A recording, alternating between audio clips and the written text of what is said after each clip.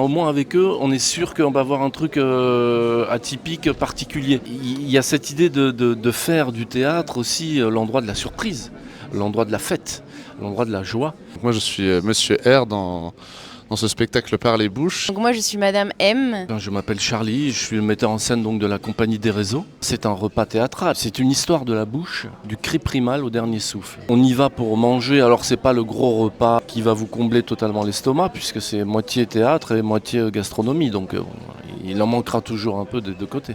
Ça se passe dans un château magnifique, dans l'allée d'un château sous des platanes de 20 mètres de haut. C'est deux comédiens toqués qui vous jouent et qui vous servent toute une série de petites surprises culinaires en interrogeant ce que gastronomie finalement veut dire, savoir l'art de régler l'estomac, paraît-il, étymologiquement, mais aussi l'art d'en parler.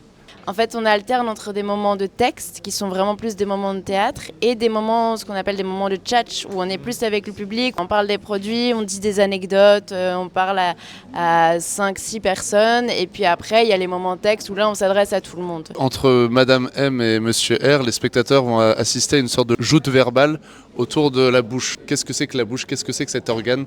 À quoi ça nous sert?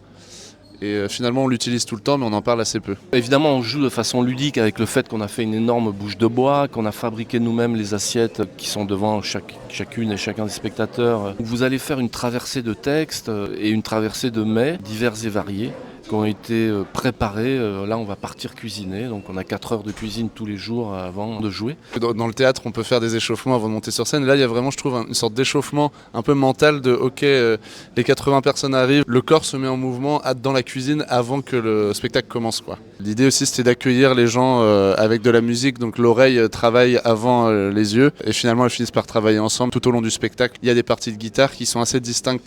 Parlez, bouge.